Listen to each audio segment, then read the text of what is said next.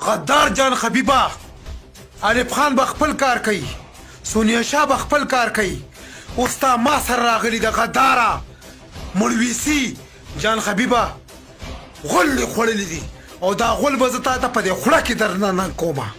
السلام علیکم ګرانو کتونکو، څنګه یې ښه حیثیت به ښه دی؟ دا جان خبیب بړوا، دا جان خبیب بړوا دله ما ډېر عزت ورکو، دله زه 400 ته لاړم، د ته ما د پښتنو شمله په سر کا، د پسې سونیا شاه راغلی وه، د سونیا شاه له دا ما بچ کو، خو دا ډېر کم اصل انسان و. دا ما په خپل ګاډي کې دله خپل ډریور تښتېدلی و، دله خپل ګاډی تللی و، دا ما په خپل ګاډي کې بوتلو، هغه موټروی پورې دا ما په خپل ګاډي کې بوتلو، ډېر په عزت مې بوتلو، د ده ډېر په عزت ما هلته کې دا رخصت کو. خو چې دا کله لاړو خپل ځای ته کېناستو نو د بکواس چالو کو.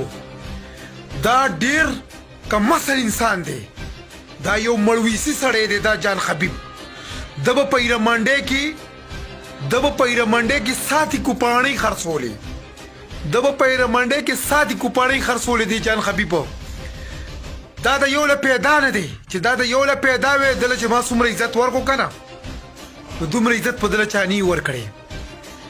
د ته ما بروز رنګ وکړو چې جان خبیبه دا وی په 3 کسانو کړې ده، په ما یې کړې ده، په تا یې کړې ده او په زیرت ګل یې کړې ده.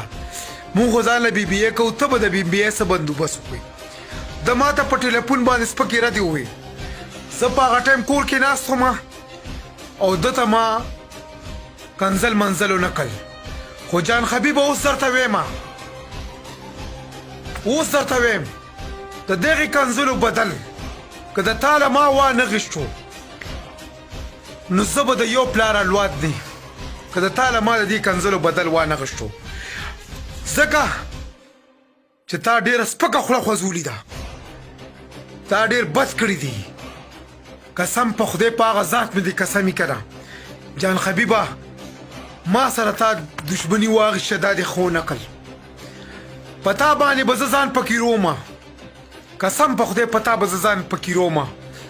جان خبیبه ډېر غلطه دې وکړه، ډېره غلطه دې وکړه، ځکه چې ته ډېر د کنجر ښځې زوی، ډېر د نه سړي زوی، او کم سړي غلط کمنټس وکړو، غلطه خبره وکړه، نو په رب مې دې قسمي چې هغه به د ده له غټ کنجر وي او هغه له به په د ښځه غېڼ ورمنډم. د د ښځې کس وغیم د دې جان خبیب د بڼویسي، او چې کم سړي غلط کمنټس وکړو د هغه د پاسه د ښځې کس وغیم کنجرانو له. دا جان خبیب بدله په دې غڼ راسوروم، د ښځې کس مه د وخیم د غدار بچیا.